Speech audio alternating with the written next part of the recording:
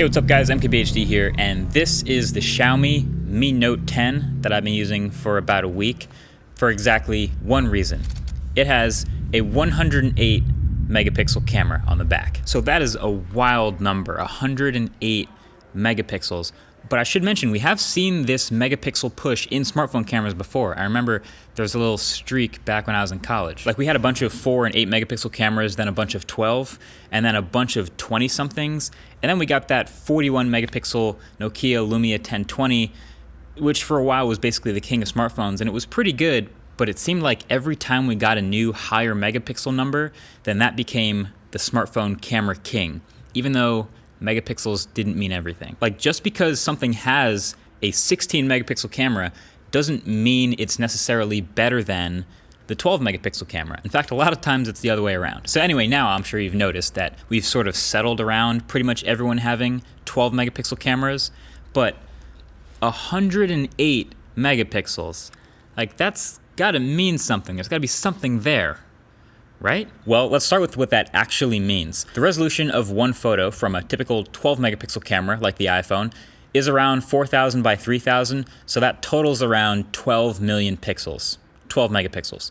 So the same scene from this new Xiaomi camera comes in at 12,000 by 9,000, which is multiplied to get you 108 million pixels, or 108 megapixels. So you're getting about 3 times the vertical and horizontal resolution to make these numbers, and the file size for me has ranged from about 20 to 30 megabytes per photo, so that's pretty big.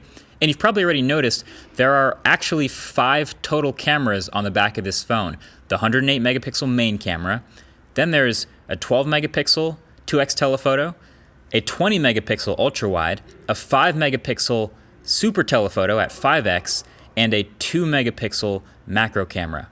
And there's also 2 flashes, 2 pairs of flashes. Like it is a lot of hardware, clearly. So much in fact that it sticks out from the back of the phone and you end up like with it rocking on a table and everything. But that's the sacrifice you make if you want all these pixels and all this camera quality. So the question is, how good do the photos actually look? And the answer is really good sometimes. So I've said before, there are a lot of things that contribute to the quality of a smartphone photo. Color accuracy, exposure, dynamic range, contrast, etc. But the main thing you're gonna notice, of course, with such a high resolution here is sharpness and detail. The photos in the 108 megapixel mode are significantly sharper, more detailed than any other smartphone I've ever used, especially when you give it a lot of light. So in the daytime, under bright lights, basically. But I will modify it to say this: it's mostly center sharpness. See, the center of these frames are super crisp and sharp, but when you move out to near the outer edges and corners of the frame, it's rarely anywhere near as sharp. This is a perfect example. In the center here, you can see the details in this merch, the fibers in the cotton. You can practically feel the softness. I mean, you can feel the softness in person for yourself. Everything's back on sale at shop.mkbhd.com. But yeah, you get the idea. Super high detail here. But the edges of the frame, especially the corners, get very quickly distorted and fall out of focus. Even on flat landscape shots like this, which is crazy, you still have that lack of center sharpness. Normally, if you have a subject in the middle of a frame and you want that tack sharp focus and don't really care about the edges, then that's fine. But in a landscape or something wider, you really notice the edge distortion. I think a great way to show this is to give context. So, iPhone 11 Pro, we all know, great set of cameras. I could have used any other Pixel 4 or a high-end smartphone system, but I took the same photo on iPhone 11 Pro and Mi Note 10 back to back, 12 megapixels, 108 megapixels. So here's an alleyway, very similar, of course, with each photo, different color temperatures slightly, different exposures a little bit, but again, pretty similar. But the advantage of so many pixels is you can zoom in and keep clarity. And you're actually kind of able to read this tiny security sign over here on the Xiaomi, where it's literally just blurred lines on the iPhone. Here, this shot of the river is pretty similar. Where you're zoomed out, you'll notice the Xiaomi is a little more contrasty, while the iPhone is a bit more flat. That's typical, keeps more shadow exposure detail. But as soon as you zoom in, again, you start to see the difference in levels of detail, especially in the trees and really anything that's near the middle of the frame. Like the links in the chain link fence with 108 megapixels versus 12 is super obvious. And the theme keeps going kind of no matter what your subject is, as long as it's in the middle of the frame. When you're zoomed all the way out, they're pretty similar with their images, just the iPhone usually being a bit flatter, and then zooming in gets you this immense amount of detail and sharpness, and this stayed true in well-lit shots. It definitely falls apart pretty dramatically though in low light. The iPhone has significantly less noise, so it does way less noise reduction in low light and has not so much smoothing to do because of it. While the Xiaomi software is struggling and smoothing over everything to the point where 108 megapixels with all this noise reduction is less detailed than 12 megapixels with excellent image processing. So we've sort of known it already, but software is clearly a big part of a camera's experience. And then I can't talk about this camera without actually talking about the photo taking experience, not just the image quality, but using it. For starters, there's a separate mode for taking 108 megapixel photos. Typically when you just open the camera in photo mode, you're gonna take scaled roughly 27 megapixel photos. Still high end, that's still a lot of pixels, but that's where it performs well. You can zoom in and out, and with the extra lenses, you can get to 2x, to 5x, and then even further with hybrid zoom. Macro shots are cool, there's the ultra wide, it feels fairly solid.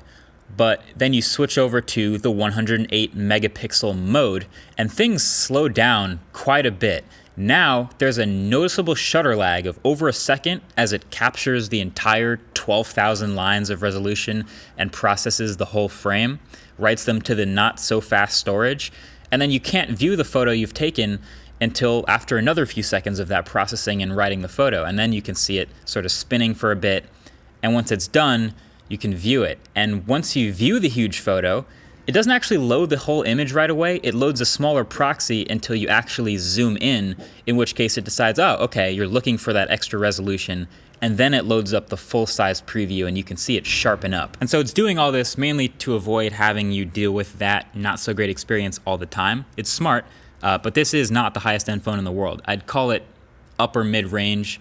Specs are, a Snapdragon 730G chip, and you're looking at 6 gigs of RAM and 128 gigs of storage as the only spec. And so in general, it's not going to be the best equipped for spitting out 20 megabyte image files and manipulating them in real time. The rest of the phone, I'd say, is actually pretty well considered if you ask me. It's really solidly built. You've got a 5,260 milliamp hour battery, and there's a 30-watt fast charger in the box. And around the front, I don't like the curved screen. I've talked about that before, but generally the display itself is nice. It's a 1080p AMOLED with just that small notch at the top. There's an in-display fingerprint reader.